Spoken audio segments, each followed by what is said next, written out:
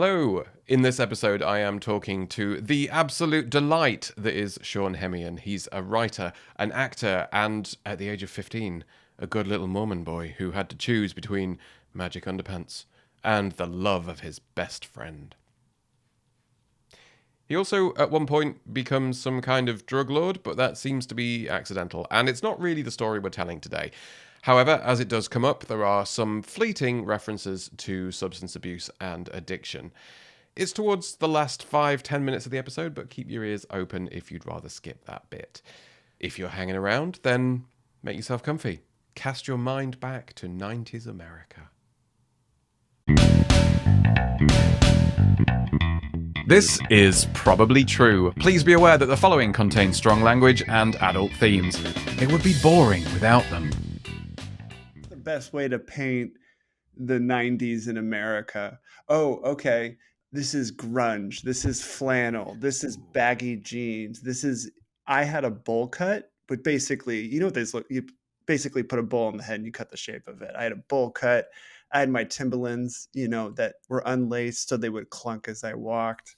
This is middle school, yo. And I've never wanted you more.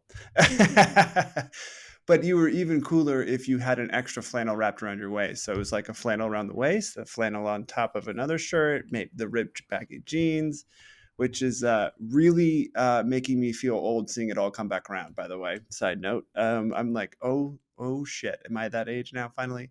But this is mid 90s. Yeah, mid 90s. This is the US. This is Northern Virginia. This is, outside DC, and this is grunge, baby. And on top of that, this is the best little Mormon boy in the world. I was such a good little Mormon boy. Somehow I went Southern with it, but that's okay because that's what I'm expecting. Yeah. And were you allowed to wear all the flannel and the grungy stuff as a Mormon? Or was that Because okay? it isn't until like 18 when you are baptized much earlier. When you're 18, when you're allowed access to the temple, and then you wear your temple garments, the white protective underwear that like more is expected of you. Up until then, it's like, well, after you're baptized, you can sin. Before then, you can murder. You can be a 5-year-old murdering the world, and God will forgive you. And then you're baptized, and then you're screwed. So it's like, okay. I come from a family of 7. And so, trying to get my mother's attention was, the MO growing up, this overwhelmed, overworked, depressed mother. My father was like a paycheck father, he'd like working his ass off to go support 7 kids, as you can imagine. So fighting for my mother's attention, maybe this is why I'm an actor. If you want to go psychos, like I'm teasing. I'm sure it's many things. So the way that I did it, I was the best little Mormon boy in the world for her, and I really believed. I really went to Sunday school, and I believed, and I was all these things. And then suddenly at 13, wearing my grunge, I look across the room and I see this young man, and I'm just like, oh, I feel weird. Oh, I feel ashamed and guilty and all the things. And I know it was Tingling. All like, the good stuff's happening. well, at that moment too. So this must have been 93, 94. I'm getting my years mixed up. When did the internet hit there? Because here we had the first thing we had American Online. We had AOL. Do you remember? If you guys probably, well, it's America Online. So I don't know what you guys had and when that started. I think, it was kind of late 90s. It was like 97, 98. Wow. Everything came on CD-ROMs Yeah. and all that. And you got like 24 hours free use within the first month or Wow, good something. memory. Because it was all dial-up. Yeah, well, it's because we used to get the CD-ROMs and use them, and then every month I'd change my usernames and do it again because there was no way for them to check, Smart. and all that kind of thing. And then eventually we just kind of gave up and signed up to one for however much we could get for free because it was all through the phone line, so it was like on your phone bill, wasn't it? Right. Back in the day. Yeah. Mm. Yeah, you'd sometimes people would get like a second line to like do, there's a second internet. No one I knew did that. That was posh. You had a dedicated phone line for the computer. Wow. Well, I mean, thank goodness too, because that like when I first started sensing something was different, it provided a place to go explore. And it was primitive. It was M for M chat rooms. If I was talking to some other 14, 15-year-old in like New York. It could have been some much older man in Minneapolis. Like, so, but that All you had to go on was the ASL that they'd given you. exactly right. Exactly. Which you Age, didn't, sex, location. yeah, exactly.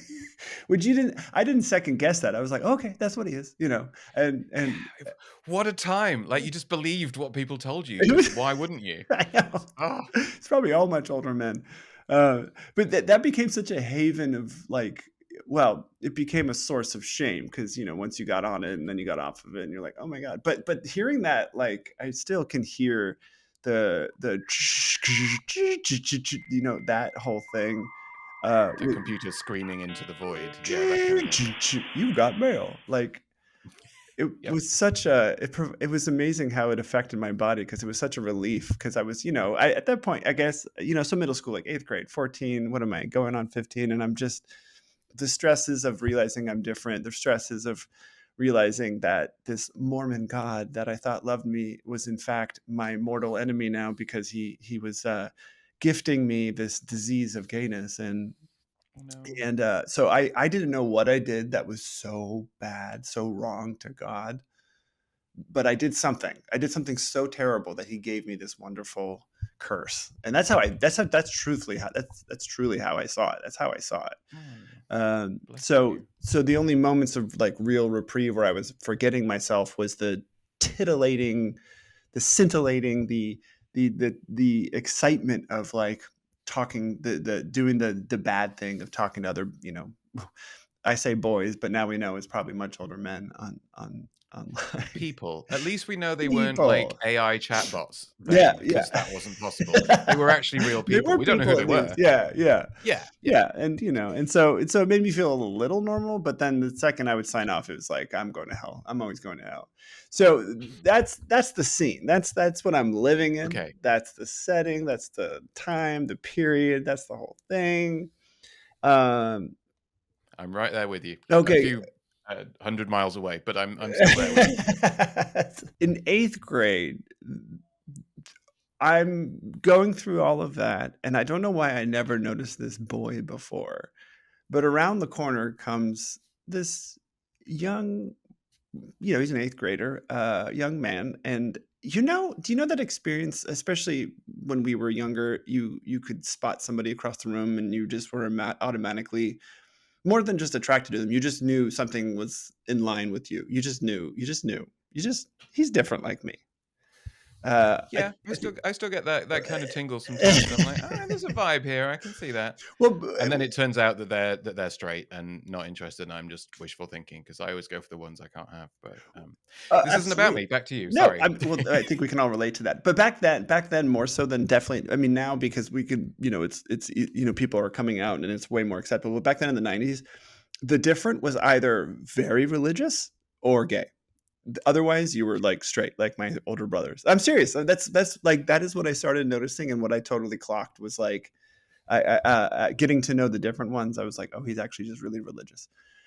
Famously, not mutually exclusive. They could be super religious and also super Yeah, gay. absolutely. I mean, that's the story is telling. He was different, but he was also different enough, like lighter on the toes, that other people would sort of, the straight boys were kind of clocking he was different. So I immediately was like, warning signs, stay away, no, no, no, and sometimes terrible things were said about him. Sometimes to hide. I'm so ashamed. I would be a part of the group that was saying that.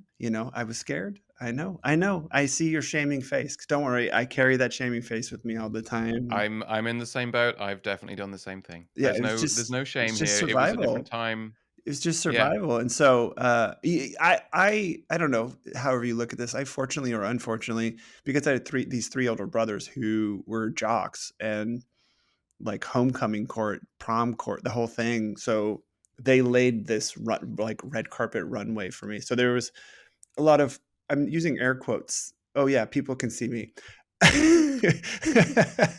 forgot. I just Not all of them. Some of them will just be listening. So yeah, it's good that okay, you're okay. air Well, for quoting. those now, yeah, there was like a red carpet laid out for me. Like, when I got to high school, all the coaches knew me before I even came there. So like there was like a legacy. I just think it's super lame. So there was a lot of expectation about like automatic, this is so stupid, like popularity, which ironically, I don't know, everybody desires that in high school, it seems like, but ironically, it made my job of hiding that much worse, that much harder. So I avoided him. I avoided him as much as I could, and I'm still trying to sleep with girls. I was straight to myself by that point, but I just knew like I had to be like a repelling magnet. Like if the opposite side of a magnet, if he came one way, I was going the other way. And then, but this one time, this girl, I was still trying to uphold, trying to be straight, trying to force myself down that path, and still confused. I mean, as you go through, she wanted to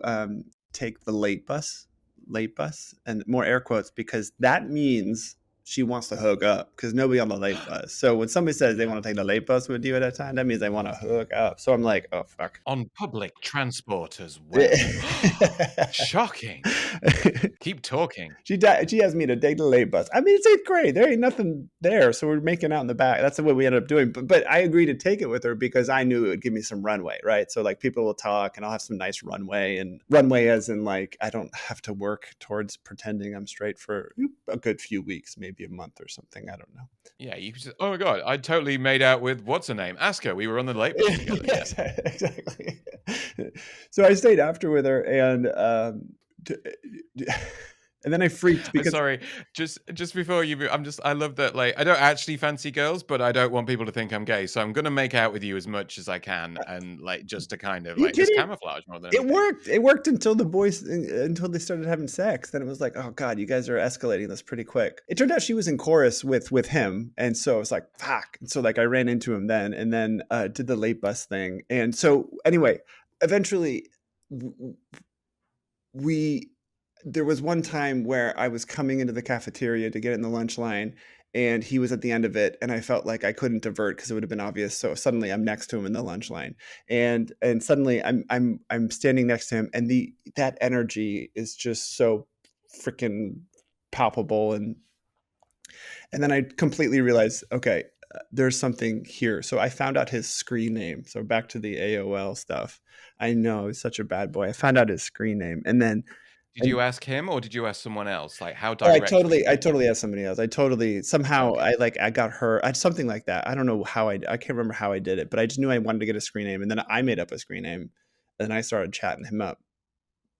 Talk about actually making a age, sex, location. I was some young boy from California or something like that. So I did it. Okay, so you had your own screen name and then you made up a second one so that you could chat to him deniably, like Yeah, plausibly, yeah, deniably. yeah. Because I wanted to find out if he was, thinking the things I was thinking. I wanted to find out, and so I know it was.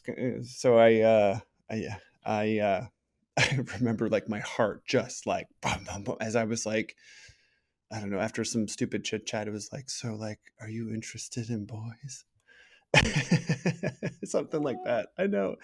And then when he responded, like, I don't know, maybe, like, it wasn't a no, it wasn't a yes, but it was more of a yes than a no, I should say. And I think anything that's not a full-on no is usually a yes in those situations. Like we right, we we we grab hold of anything we can in that kind of context. I think yeah. I certainly did.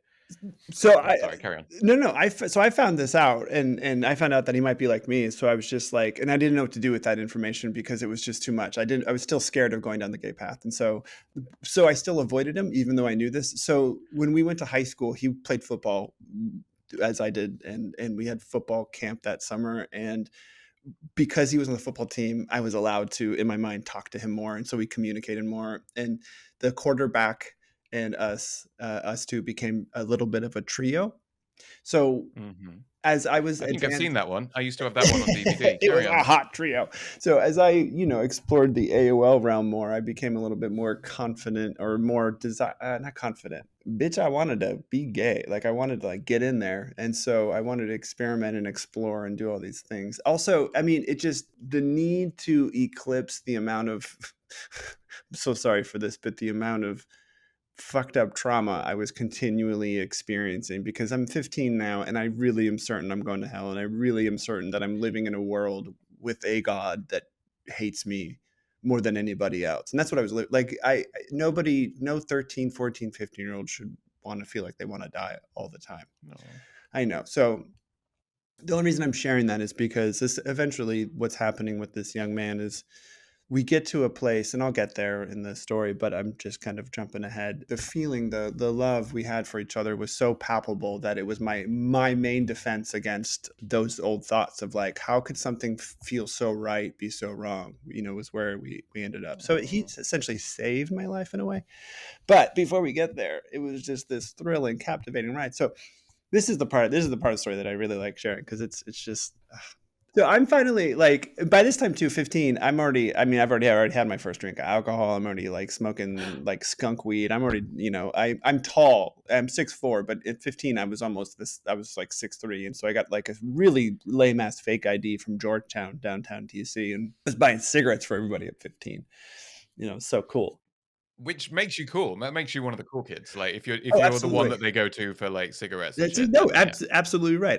I had to continue to build my street cred, my popularity. But it was either that or there was this bar or this hotel where you'd be like, you pretend like you're going to the bathroom back then, holy fuck, back then with the cigarette machines where you're looking around and you're popping quarters in as quickly as you can, but like $5 or $3 worth of quarters, and you pull the thing and you run out of there. We used to do that one all the time. Anyway, so we this quarterback friend of ours, he lived near the high school, so during summer camp it just was better if we spent the night there and woke up and did the early days with the football summer thing. And so I after learning about his screen name and knowing this information, so I was confident that I could sort of start, I don't know, seeing where this could go. The plan was to, in my mind, was to get the quarterback friend of ours just so drunk that he would pass out, and I would start just back to that word probing. I would start probing him with questions, trying to find out what's up. But like what's going on, brah? That's a flawless plan with absolutely no holes in it whatsoever. None, That's just none, perfect. Yeah, none. I yeah. just, I Can't see just. that going horribly wrong. It was so thrilling though to like hatch this plan, and so it did work. I mean, I got the quarterback got so drunk he passed out, which was good, you know, Okay. I and mean, he's 15. It probably didn't take that much, but yeah. exactly. It was like a shot of vodka and Sprite or something. Like it was like, and he's out. And so he and I were alone, and I didn't know how to like get into this. So I was just like pretending like I had all this energy. I was just like, oh, I just feel like I want to do something. And he was like, okay, what? I was like, we were next to the high school. I was like, I don't know. Let's break into the high school. And so he was like, "Sure." And I'm just trying to get us away from this Why place. not? I know. And Oh, so okay. we get to the high school, we get to the blacktop, and I was like, "Actually, let's jump the fence." And like, behind the fence, you have the stadium, you have the track and field stuff, you have all the other stuff. I was like, "Let's jump back there and I don't know, let's just like see what's around there."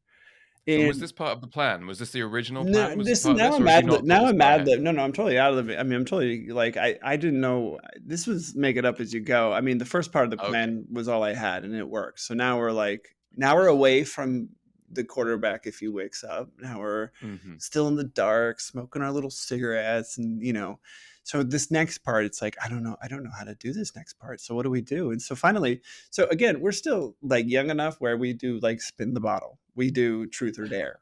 So like those are Hmm. commonplace. It's at the I mean, parties. I still play those now, but that's because that's Yeah. fun. Well, Like. Now I'm almost 30. That stuff's fun. I hope they saw your How dare face. you? Uh, so it wasn't too out of the ordinary for me to be like, "Hey, you want to play Truth or Dare?" But what was out of the ordinary in my first test of like seeing where he's at was that it's two guys and we're alone. It's like Hmm. if I did that with the quarterback, he'd be like looking at me like, "What, dude? What you want to?" But if it was like four of us dudes, like they'd be on board with it because we would have dared each other to do like I don't know, yell penis really loud or I don't know, do some Yeah, stupid shit. eat something gross or Yeah, whatever. yes, Yeah. do some. But like two guys alone was a little like okay. So that was my first test, but he and now we're like on the 50-yard line of the stadium that we're the football thing that we were just practicing on 12 hours or 8 hours ago. And he's like, yeah, okay, I'll play truth or dare. And so the first couple rounds were stupid things. We both said dares, and it was like, okay, yeah, streak across the field. So in the moonlight, bare ass running to the touchdown and the 10-yard line and back, and it's like, okay, cool, we're I mean, doing. that's still got a little bit of a homoerotic Oh my undertone to it, god, yeah. running around I know it's naked so and it's shit. so Yeah. tricky when I tell if I tell this story, because it's like out of context, that's like that's awesome. Yeah, like that's hot. That's great. In context, it's like fuck, I'm talking about a 15-year-old. So Yeah, but you were a 15-year-old as true. well. It's not And like that's it what was you people say to now me. and the Yeah, yeah, 15-year-old. Yeah, yeah. it's okay. Yeah. Like I think I was and see now I was gonna say like if that was me, I think I would have immediately had a boner as soon as he was Oh, like, "Oh, streak across the field." I'd be like, easily. "Boing," Exactly. and Yeah. like It's like so it was, I mean, talk about, I mean, just it launched me out of like my misery. I mean, it was like the most exciting thing I had done up to that point, because it's just like all the things. It's all the things. all that adrenaline, all those hormones raging around. Beyond. I mean, it was just like I don't use this word lightly, but it was sublime. It knocked me out of my life. It just was like I am in the stars above. Like this is, ah.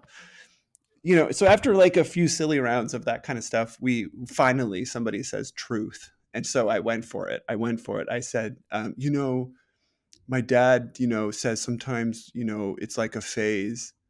Which, by the way, I got caught stealing gay porn from Tower Records, which was a record store here back in the day.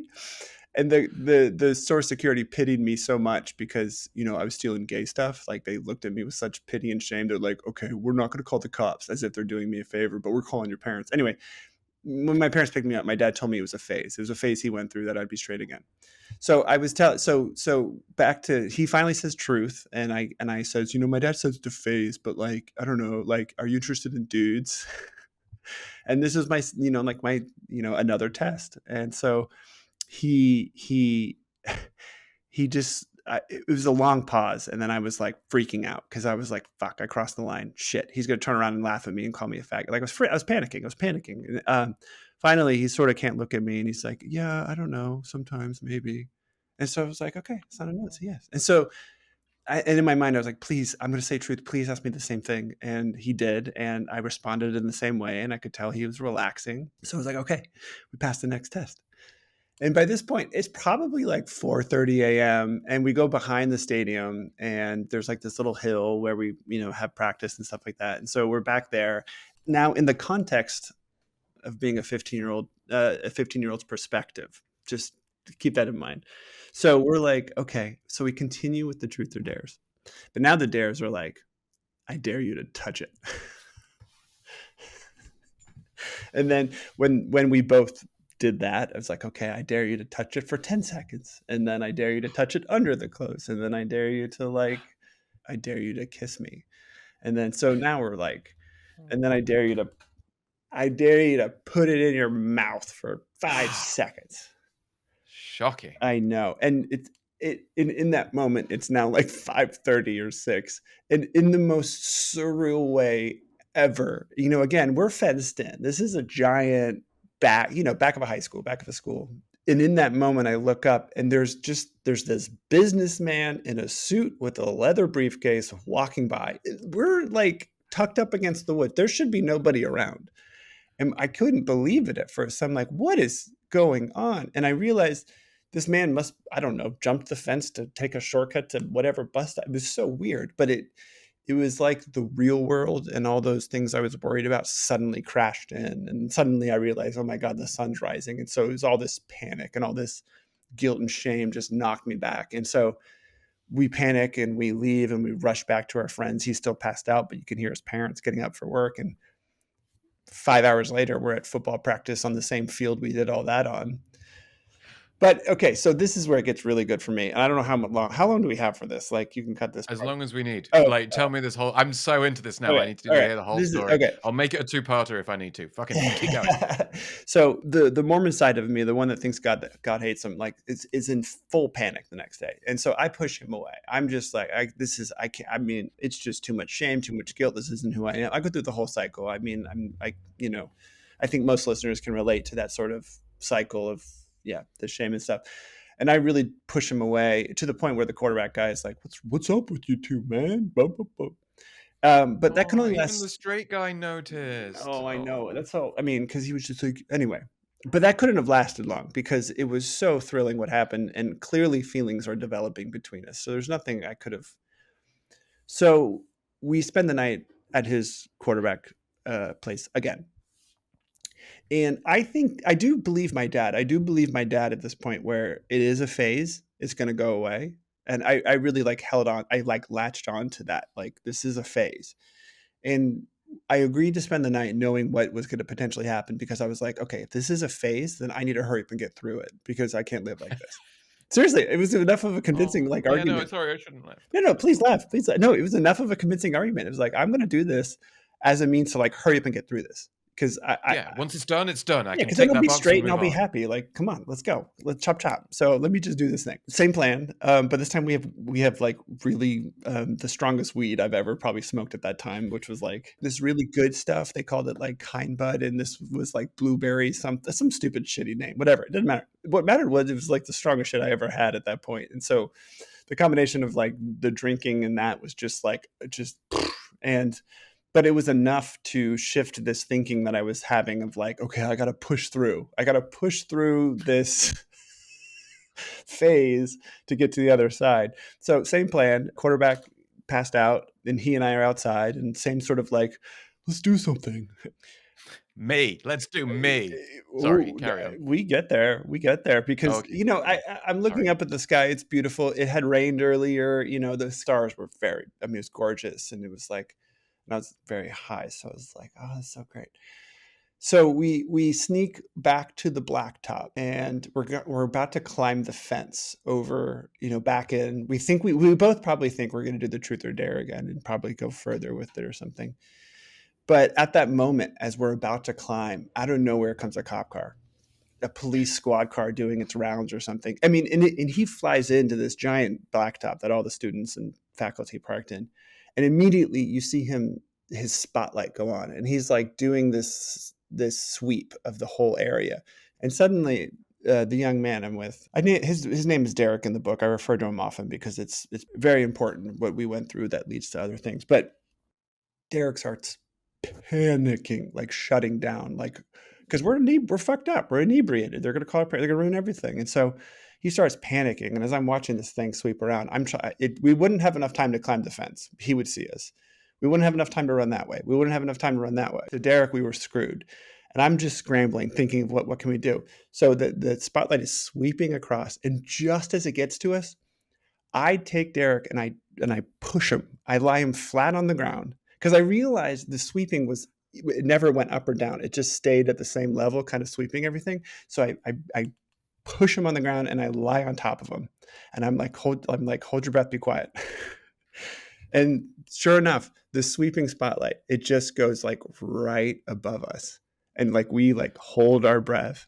And then, as if like the squad car got some sort of like, I don't know, what do you call it, APB or some kind of whatever, it just clicked off the light and just zoomed away. And there's like this moment where I hadn't been on top. I haven't been this physically fully.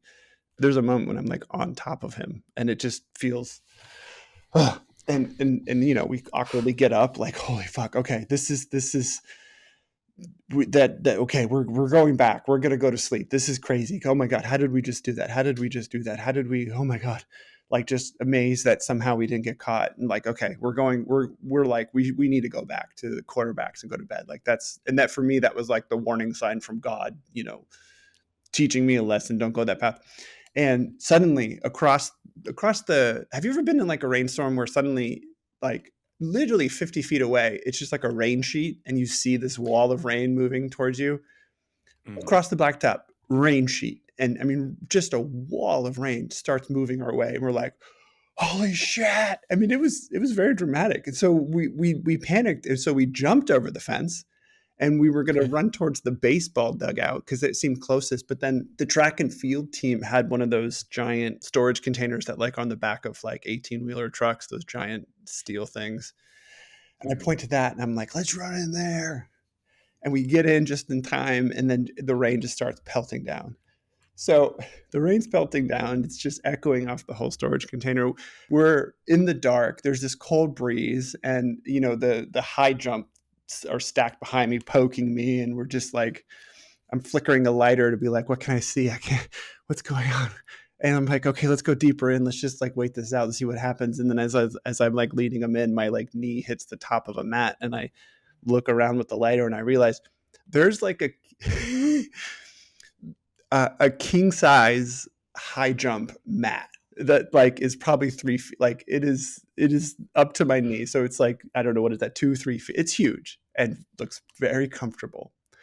And I This is sounding more and more like something from some kind of like teen coming of age story. oh, Like I mean, it feels like it's been set up this by a this is the YA version of it. This is definitely the YA version of this, because it was this dramatic to me. I mean, because he was so life-giving that everything felt heightened. I mean, it's heightened for anybody with their first kiss or their first true feeling. So everything is heightened. But this is how it was. So it was. We're standing there with the lighter at the mat. We both recognize it there, and the wind blows off the lighter, and we're in the dark, but we both knew what was about to happen.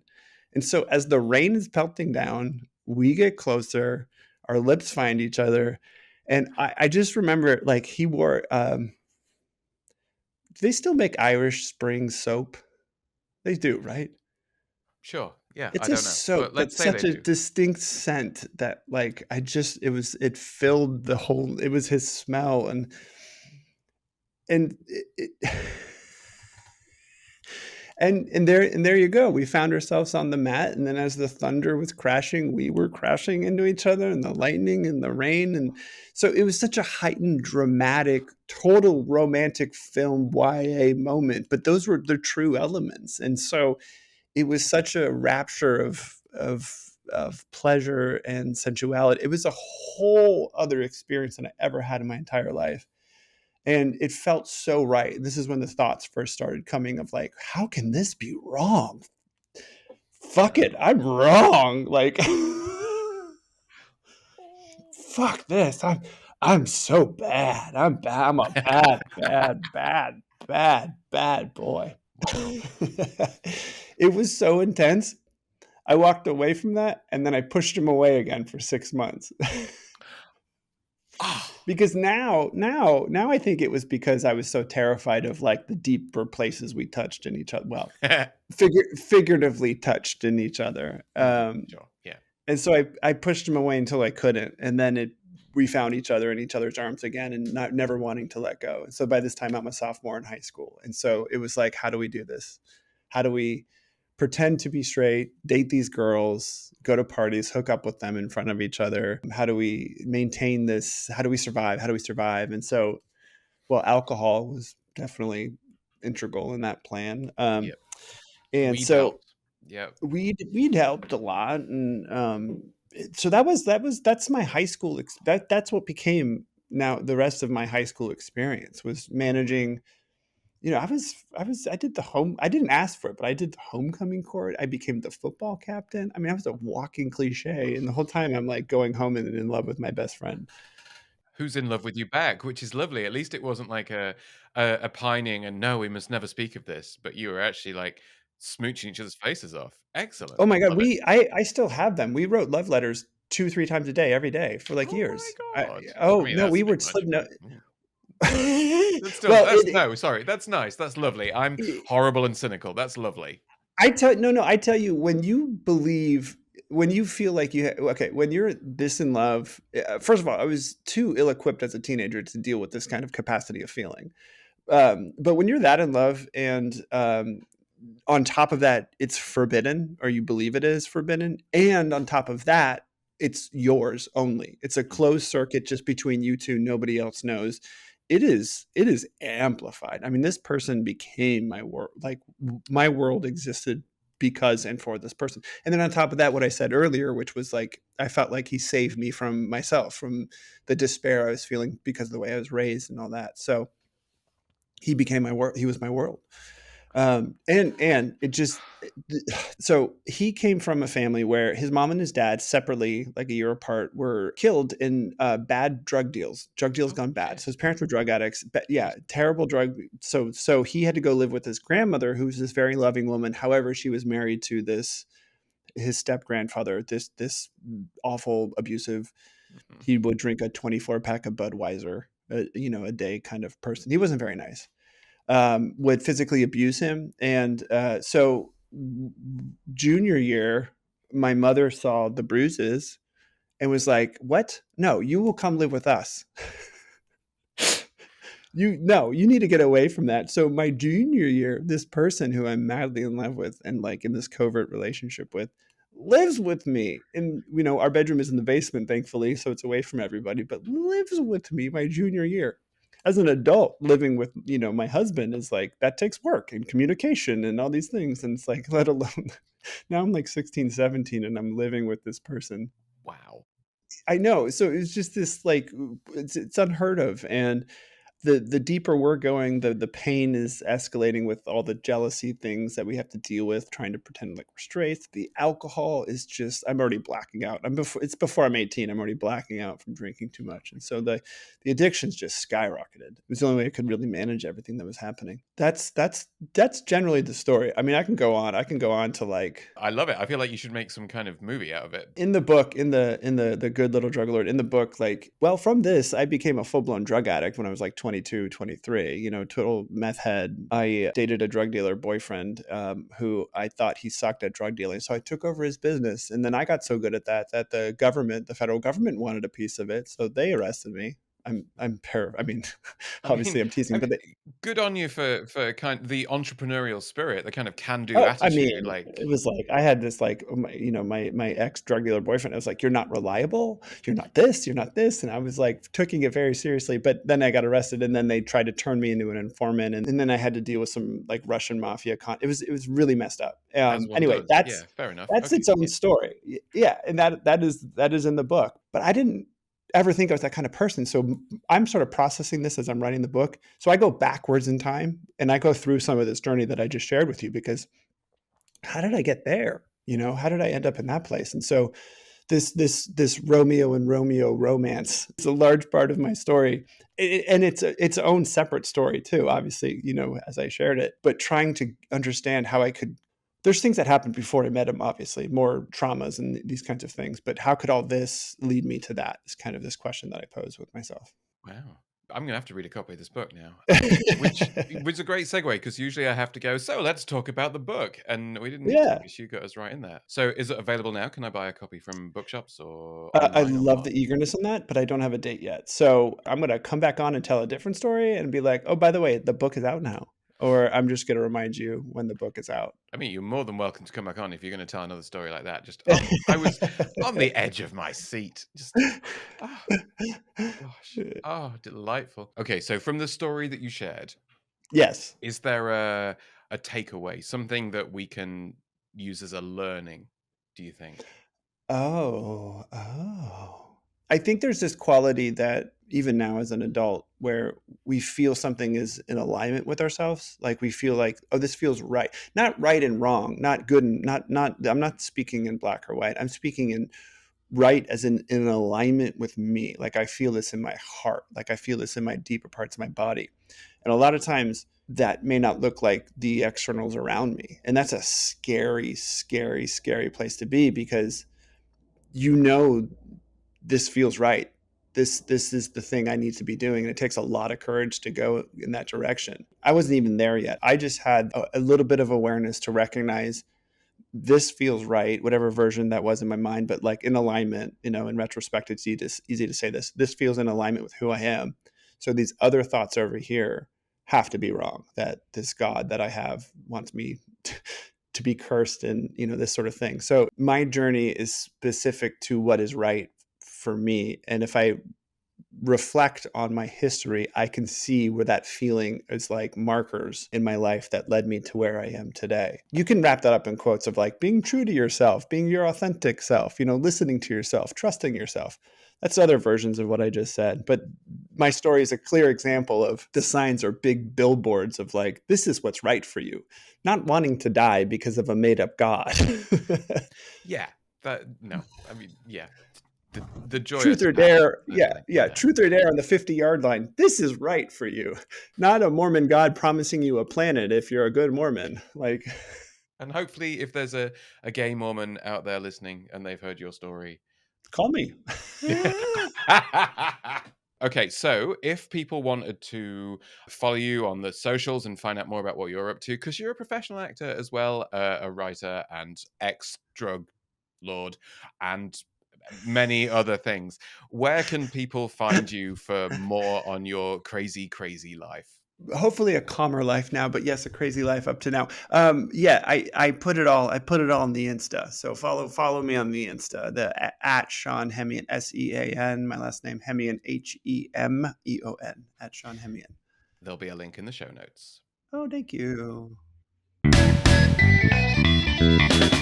That was Probably True, the LGBTQ plus storytelling project created to remind all of our queer siblings that we are none of us alone. If you liked it, then comment, share, subscribe, and join the Patreon.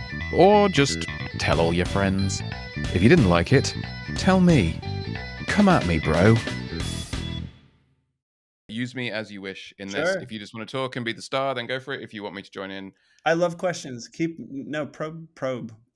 Be a good guy and probe. Okay. I will give you a good probing as we go along. Keep that in there, please. That's what you say to all the boys.